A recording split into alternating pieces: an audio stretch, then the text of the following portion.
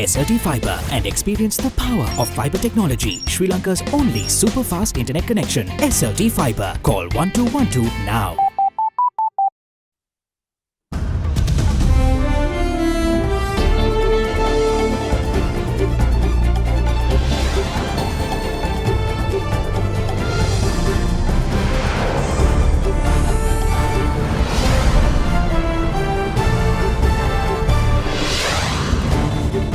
Tonight, a new chief, Major General Shavendra Silva, appointed 23rd Commander of the Sri Lanka Army. But the United States is deeply concerned, saying the move undermines Sri Lanka's international commitments. Need of the hour. Threat to national security still lingers.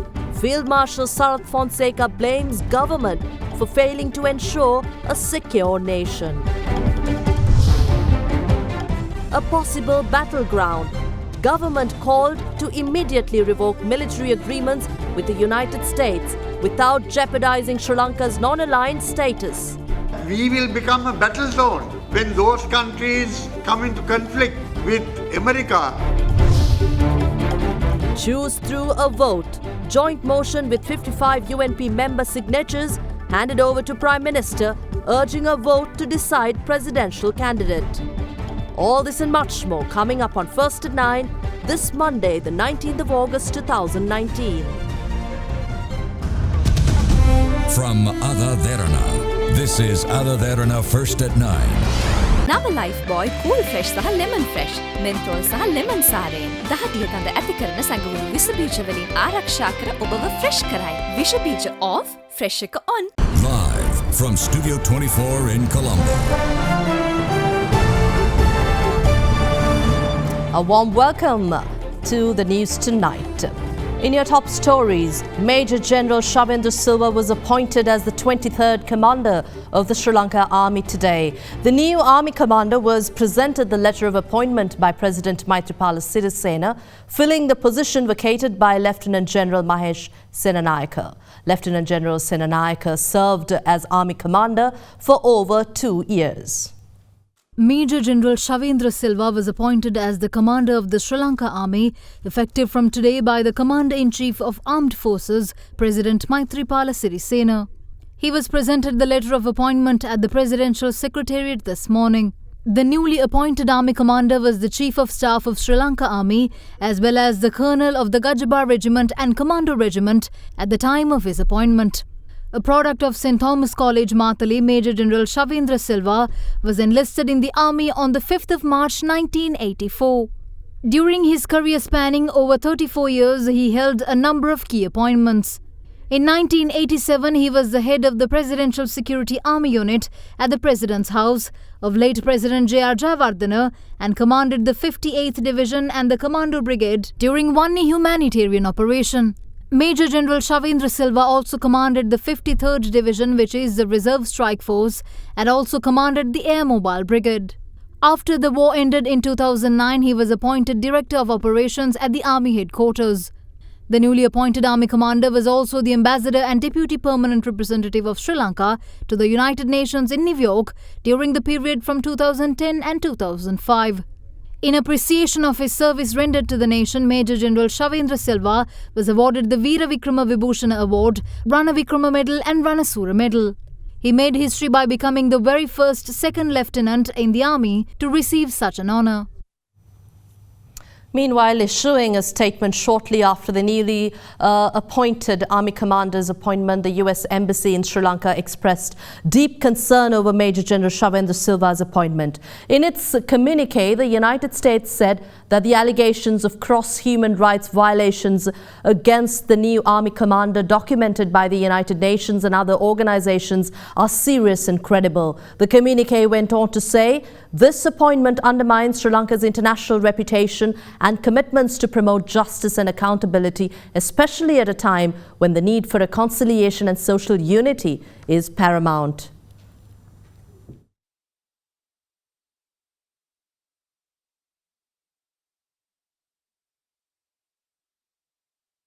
Meanwhile, the Tamil National Alliance also expressed their opposition on the appointment of Major General Shavendra Silva as the new army commander. Parliamentarian M.A. Sumanthiran tweeted on behalf of the party saying that Major General Shavendra Silva, an individual who stands accused of grave crimes as army commander, is a serious affront to the Tamil people and that they are deeply dismayed by this appointment. Also in the news, leader of the Lanka Samasamaja Party, Professor Tissa Vitharana, called on the government to immediately revoke the acquisition and cross-servicing agreement and the Millennium Challenge Corporation Pact entered into with the United States. Speaking to media today, Professor Vitharana, who was highly critical on the agreements, warned of its dangers while insisting that Sri Lanka is at risk of losing its non-aligned status. America is trying to bring thousands of its soldiers into Sri Lanka and give them the immunity of a diplomatic official. What is their purpose? They are coming here so that they can control the Indian Ocean using the whole of Sri Lanka as a base in place of Diego Garcia in the Mauritius. They have identified their enemies. We will become a battle zone. When those countries come into conflict with America, there will be a situation where Sri Lanka will be attacked. This is the danger that is lying before us. And we are losing our non-aligned status. Ones that have not been signed must not be signed. AXA has been signed. That must be revoked. And we are urging the President, the Prime Minister and the Leader of the Opposition, Mahinda Rajapaksa, to act immediately to save our country. Parliamentarian Field Marshal Sarath Fonseka reiterates that the threat to national security persists and therefore it is pivotal for the United National Party to nominate for presidency an individual who is well aware and understands the subject. Speaking to media in Kelaniya today, Fonseka also said that the government has failed to prepare a comprehensive plan to tackle the issue of extremism and terrorism in the country. පක්ෂයේ තාම නීතියානුකූලව තරඟය ආරම්භ කළා නැහැ. අපි ඉන්නේ පක්ෂ ප්‍රතිපත්තිය තියෙනවා, පක්ෂ ව්‍යවස්ථාවක් තියෙනවා, පක්ෂ නායකයෙක් ඉන්නවා. ඒ අනුව මේවා සිද්ධ වෙන්න ඕනේ. කවුරු හරි එකපාරට කෑ ගැහුවොත් මමයි නියෝජිතයා, මමයි ඉල්ලන්නේ, මම දිනනවා. එහෙම පිළිගන්න අපි ලෑස්ති නැහැ. අනිවාර්යයෙන්ම බහුතරයක් ඉන්නවා, අපිත් ඉන්නවා, පක්ෂ නායකයෙක් ඉන්නවා එක මතයක. නායකයාගේ මතය අනුමත නොකරන බහුතරයක් ඉන්නවා නම් එන්න ඒගොල්ලන්ට පුළුවන් ඉස්සෙල්ලාම නායකයා අයින් කරන්න. ඒ කියන්නේ නායකයාත් එක්ක තමයි බහුතරයක් ඉන්නේ. පොද්දන පෙරමුණේ අපේක්ෂක ගෝඨාභය රාජපක්ෂ මහතා ජනාධිපතිවරයා හැටියට දැන් ඉදිරිපත් වෙලා තියෙන මොකද්ද තියෙන අභියෝගය එක්සත් ජාතිපක්ෂයට? රටේ වර්තමාන තත්ත්වයේ තේරුම් අරගෙන අපේක්ෂකයෙක් ඉදිරිපත් කරොත් ජයග්‍රහණය කරන්න පුළුවන් වෙයි. ගෝඨාභය රාජපක්ෂ කියන්නේ රට පාලනය කරන්න සුසු පුද්ගලයෙක් කියලා මම එදා හිතුවෙත් නෑ, අද හිතන්නෙත් නෑ. නමුත් එක්සත් ජාතික පක්ෂය කටින් විතරක් බතල හිටවන මිනිහෙක් දැම්මොත් පරාද වෙන්න සිද්ධ වෙයි. අන්තිම දැන් මේ ප්‍රහාරයෙන් පසුව දැන් රටේ තියෙන ආරක්ෂක තත්ත්වය කොහොමද ඔබතුමා දකින හැටියට? ඉතින් ප්‍රහාරයේ ලැබුණ තොරතුරු අනුව 1000ක් පවන පුහුණුවීම් ලැබලා තිබ්බා. කඳවුරු 17ක අදාළ අංශ වලට පොලිසියේ ඒගොල්ලෝ ලයිස්තුවක් තිබ්බා 130ක පමණ. ඒ ලයිස්තුවෙනුත් තාම 60කට අඩු සංඛ්‍යාවක් තමයි අහුවෙලා තියෙන්නේ. කොහොමද සුමානකට දෙපාරක් විතර අපි මාධ්‍යනුත් දකිනවා. තව දෙන්නෙක් අහුණා, තව තුන් දෙනෙක් අහුණා. ඒ වගේ කවුරු පුනා කිව්වත් මේක ඉවරයි කියලා ඕන පොඩි ළමයෙකුටවත් තේරෙනවා මේක ඉවර නෑ ප්‍රශ්නේ කියලා. තත්ත්වය මර්ධනය කර ගැනීමේ හැකියාවක් රජයට තිබෙනවද? විශේෂිත වූ සැලැස්මක් අනුව තාම වැඩක් කරන්නේ නැහැ. මම හිතන්නේ වගකීම් යුත්තන්ට ඒක තේරෙන්නේ නැහැ. ශාල කැපීමකින් කරන්න ඕන වැඩ කොටසක් සිද්ධ වෙනවා කියලා මට පේන්නේ නැහැ. Two more members of the banned organisation Jamaat Millatu Ibrahim were arrested by police today in Ampara based on a tip-off from State Intelligence Service. It has been reported that the two suspects had undergone weapons training in Nuwara from the leader of the organisation, National Tawhid Jamaat, and ringleader of the April 21st attacks, Zaharan Hashim. The arrested are currently detained at the Ampara police. Currently, 15 suspects arrested on suspicion of being a part of terrorist activities have been taken into custody by the Ampara Criminal Investigation Unit. Meanwhile, a judicial medical officer from Palais Hospital in Jaffna was arrested on suspicion of facilitating terror activities. He is currently being handed over to the Jaffna Terrorism Investigation Unit.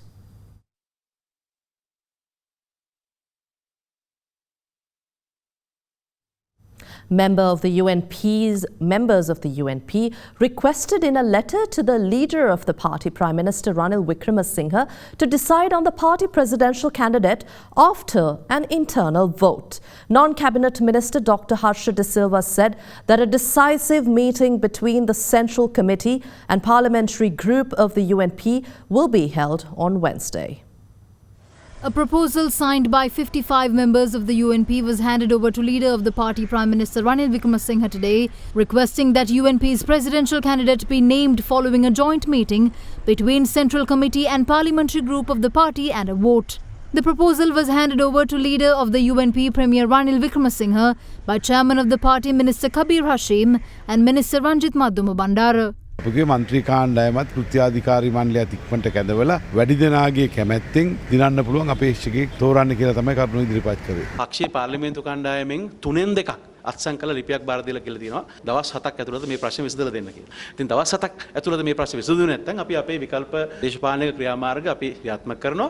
Meanwhile, a UNP parliamentary group meeting chaired by leader of the party, Prime Minister Ranil Wickremesinghe, was held at Temple Trees this afternoon.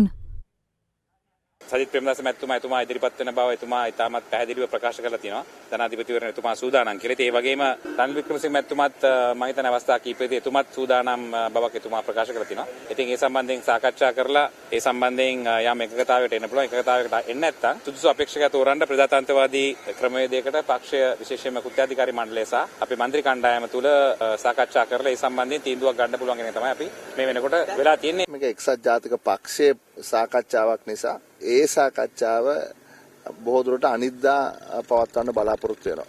ඉතින් ඒ රැස්වීමේදී තමයි අපි බලාපොරොත්තු වෙන්නේ අපේක්ෂකයා කවුද කියන එක තෝරගන්න. හෙට දවසේදී ගරු සජිත් ප්‍රේමදාස මැතිතුමාව පාර්ලිමේන්තු මන්ත්‍රීවරු ටික හමු වෙන්න බලාපොරොත්තු වෙනවා. ඒ කිසි දෙයක් නිසා නෙමෙයි. ගරු අග්‍රාමාත්‍යතුමා සහ ගරු සජිත් ප්‍රේමදාස මැතිතුමා එකට වාඩි වෙලා සාකච්ඡා කරලා මේ ඉදිරි අනාගත සැලැස්ම සහ වැඩපිළිවෙල අපිට ප්‍රකාශ කළ යුතුයි කියලා අපි සියලු දෙනාගේම ඉල්ලීමයි. Prime Minister Ranil Wickremesinghe is confident of directing accelerated development in the country if a mandate to re-establish government is granted by the people. At an event in AdaDerana yesterday, the Premier insisted that the current government was able to make tremendous achievement under his leadership. Prime Minister Ranil Wickremesinghe participated at an event at the AdaDerana Samudaya grounds in Kurunegala yesterday to distribute land title deeds to residents in the area. මේ ආණ්ඩුව දිහා බැලුවා නම් පුදුම ආණ්ඩුවක්. පළවෙනි වතාවට බහුතරයක් පාර්ලිමේන්තුවේ තිබුණේ නැහැ. අනික ආණ්ඩුවාගේ ජනාධිපතිතුමයි කැබිනට් මණ්ඩලය එක පක්ෂයක නෙමෙයි. මගෙන් ඇහුවා මේ ආණ්ඩුව ගෙනියන්න පුළුවන්ද කියලා. මොකද ඊට ඉස්සෙල්ලා තිබුණේ පාර්ලිමේන්තුවේ 3න් 2ක් තිබුණ ආණ්ඩුව. මම හිතුවා මේ බලය දෙනවා නම් මැදදී මේ වැඩ කටයුත්ත අතහරින තත්ත්වයකට එන්නේ නැහැ. කොහොම හරි මේ වැඩ කටයුත්ත මේ කාලේ ඒ ජනාධිපතිවරණයක් වෙනකන් අපි ගෙනියනවා කියලා තීරණය කළා තමයි මේ බහුතරයක් නැති ආණ්ඩුව වෙනත් ආණ්ඩුව වලට කරන්න බැරි වැඩ කටයුතු අද අපි කළා තියෙන්නේ කියලා මම කියන්න කැමතියි. මම දන්නවා පළවෙනි අවුරුදු 2-3 මට බැන්නේ හැටි කරන්න දෙයක් නැහැ. අපි ආර්ථිකයේ ස්ථාවර භාවයක් ඇති කරා, අපි ආදායම් වැඩි කරා, ආපහු මුදල් අරගෙන ණය ගෙවන්නත් පුළුවන් වුණා. මේ ටික මේ ගමන ආවේ බහුතරයක් නැතුව.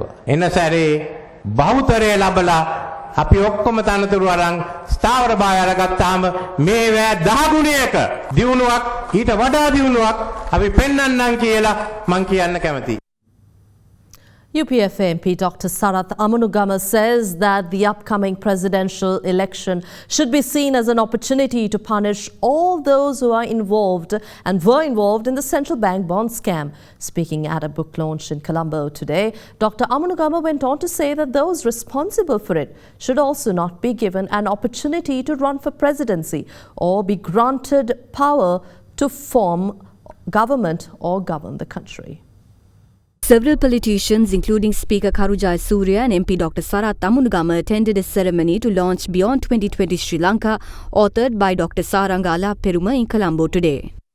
අපි දැක්ක 2030 තිරසාර සංවර්ධන සැලැස්ම අඹම සන්තෝෂ වෙනවා කියන්නේ ඒ සැලැස්ම තුළ ලංකාවේ ප්‍රගතිය ඉතාමත්ම ඉහළින් තියෙනවා. නමුත් අපි ආරම්භ කරන බොහෝ සැලැස්මල් ක්‍රියාත්මක වෙන්නේ. මම විශ්වාස කරනවා සැලසුම් සියල්ලම ජාතික එකඟතාවයෙන් යුතුව ආණ්ඩුවත් විපක්ෂත් එකතාවෙන් යුතුව මේවා කරන්න පුළුවන්. ඔබතුමාලා දකින්නේ දැන් මේ ජනාධිපතිවරණයක් කටවුඩු තියාගෙන ජනාධිපති අපේක්ෂකයෝ බොහෝ ප්‍රමාණයක් දැන් එළියට එනවා. කීප දෙනෙක් නිල වශයෙන් ආවා. තව කීප දෙනෙක් නොනිල වශයෙන් රට පුරා යනවා, ලෝකෙ පුරා යනවා.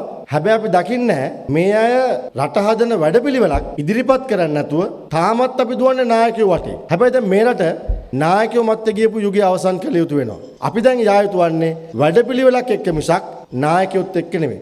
අද අපේ රටේ ආර්ථික තත්ත්වය කොයි තරම් භයානකද කියලා කිව්වොත් දැන් සමහරු කියන ආර්ථික තත්ත්වය හොඳයි කියලා. අදත් මගේ හිතේ අපේ ලොක්කෙක් කියලා තියෙනවා ආර්ථික තත්ත්වය කොහොම හරි අපි රැකගත්තයි කියලා. රැකගෙන නැහැ. පරණ ණය ගෙවන්න වැඩි පොලේට ආයමත් ණය ගන්න රටක්. මේ එන ඡන්දය විශේෂයෙන්ම අපේ රට මේ ආර්ථික මංකොලොත් භාවයට ගෙනාපු අයට දඬුවම් දෙන්න අවස්ථාවක් කරන්න ඕනේ. මගේ පුද්ගලික මතය නම් මේ බැඳුම් කර වංචාව කරපු කිසි කෙනෙකුට ආපහු බලය හෝ පාර්ලිමේන්තුවට හෝ ජනාධිපතිකමක් හෝ ලබා දෙන්න බැරි තත්ත්වයක් මේ රටේ තියෙන්න ඕනේ. බැඳුම් කරයට සම්බන්ධ වෙච්ච මිනිස්සුන්ට ජනාධිපතිවරු වෙන්න පුළුවන්ද මේ රටේ? අපේක්ෂකයෝ වෙන්න පුළුවන්ද? අපි කල්පනා කරලා බලන්න ඕනේ.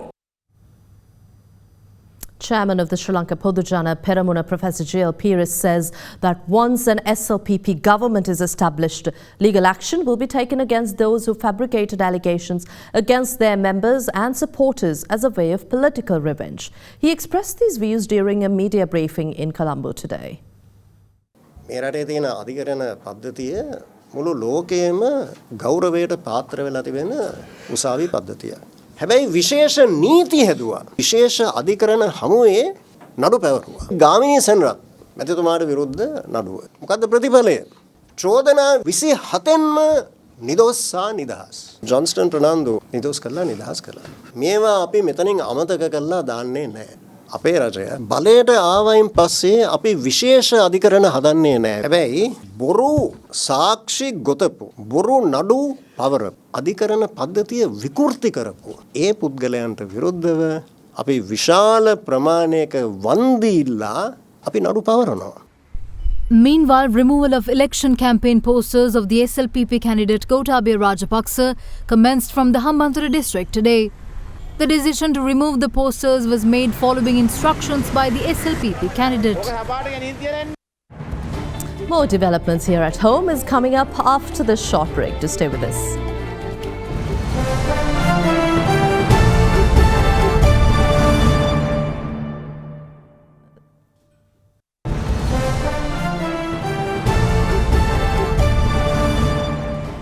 Welcome back to First at 9. The National Honours 2019 ceremony to felicitate individuals who have made a remarkable contribution to the nation was held at the BMICH today under the patronage of President Maithripala Sirisena. Many scholars and artists were honoured during the event. President Maithripala Sirisena presided over the National Honours 2019, awarded to individuals who made valuable contributions to the nation. Scholars and artists were honoured with the accolades of Deshamanya, Deshabandhu, Kalakirti and Vidya Jyoti. Japanese diplomat Yasushi Akashi became a recipient of the Sri Lanka Ratna Award. Ratna honorary title will be conferred upon a non-Sri Lankan. Meanwhile, at a separate event at the Presidential Secretariat, 2 war heroes received the Virodara Vibhushana medals. Corporal Ratnayaka was honoured with the medal for saving lives of 4 people who were drowning in a lagoon in Batiklo on the 21st of December 2016. President Sirisena also awarded the Virodara Vibhushana medal to the wife of late warrant officer YMS Yaparatna, who lost his life while carrying out relief operations conducted by the Air Force during floods in 2017. Japanese representative for peace building, rehabilitation and reconstruction Yasushi Akashi called on opposition leader Mahinda Rajapaksa today. The meeting took place at the official residence of the opposition leader in Vijayarama. UPFA parliamentarian Kehelia Rambukwella and chairman of the Sri Lanka Podujana Peramuna, Professor J.L. Pires, also attended the meeting. 3 new European envoys presented their credentials to President Maithripala Sirisena at his official residence in Colombo today. The new diplomats include the Norwegian ambassador, the High Commissioner of the United Kingdom and Northern Ireland, as well as the ambassador of the Netherlands to Sri Lanka. 3 new European envoys presented credentials to the President this morning. The incoming diplomats are Trine Eskadel, the ambassador of Norway, Sarah Halton, the High Commissioner of United Kingdom and Northern Ireland, as well as the ambassador of Netherlands, Tanya Gongrip. Addressing the new envoys, President Sirisena noted it as an outstanding achievement and a signal of women empowerment. The 3 envoys conveyed President that they stand committed to further strengthen bilateral ties and cooperation during their tenure in Sri Lanka.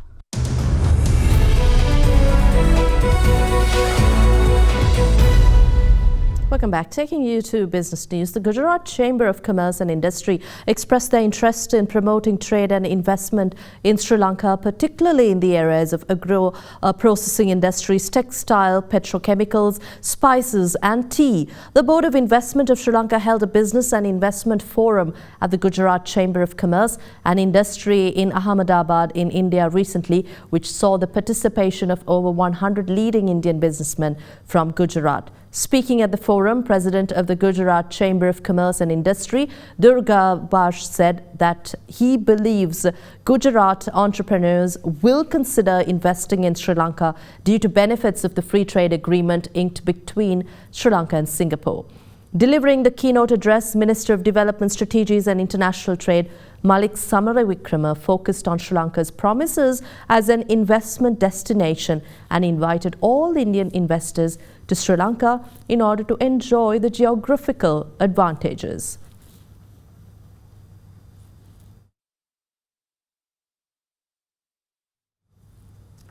Taking you to the stock market, Sri Lankan equities fell to their lowest close in nearly 2 weeks today. The all-share price index ended down 0.43% at 5,869.07, its lowest close since the 6th of August.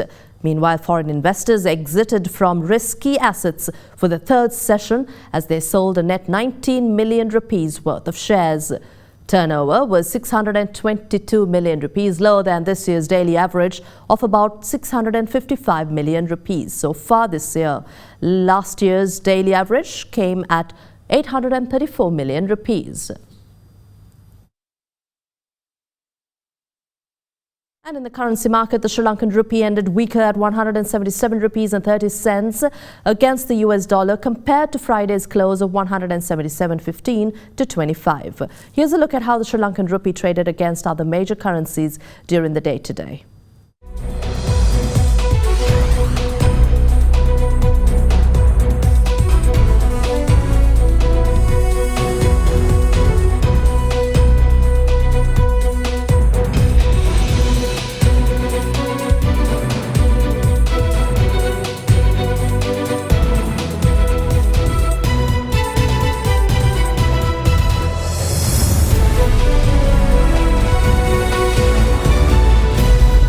Let's find out top news overseas and in sports after this short break.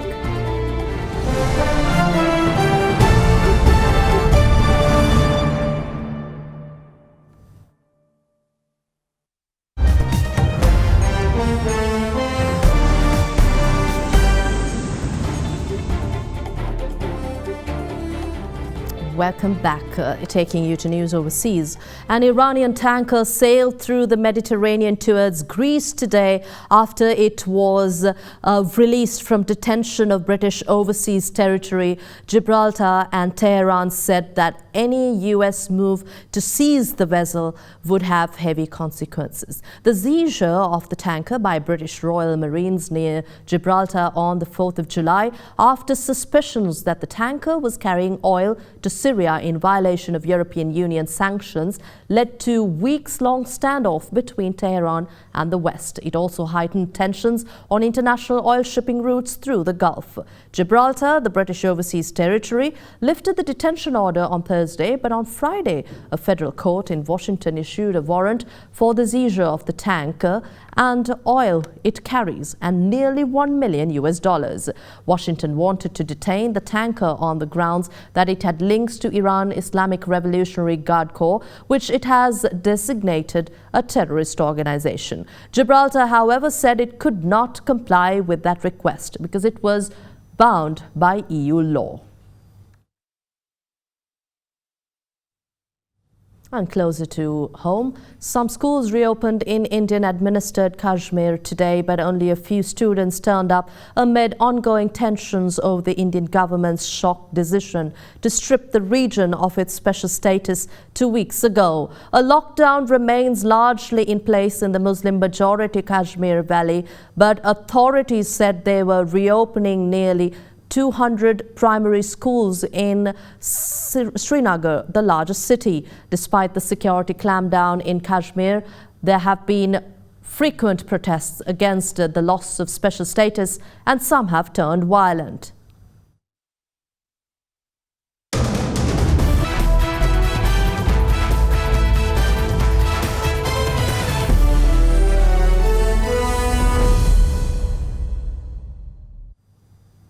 In sports, the sprint champion Shehan Ambepitiya retired from the track during day 2 of the 97th National Championships of 2019.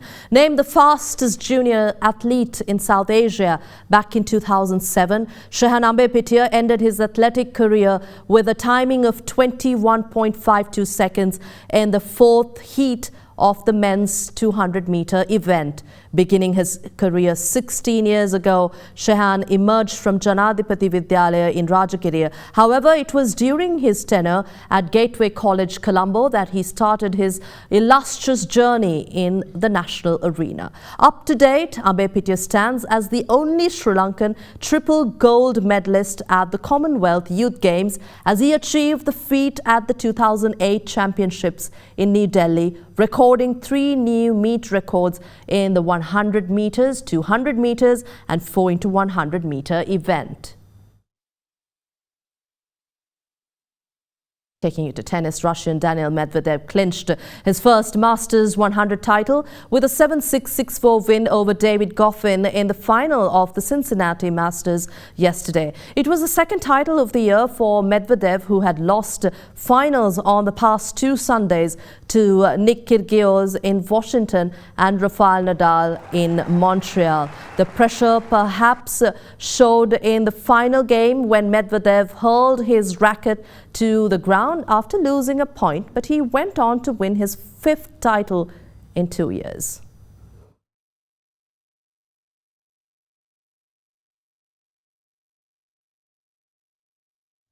And that's all we have on First at 9, AdaDerana 24 for tonight. I'm Indira Yamuatha. Good night.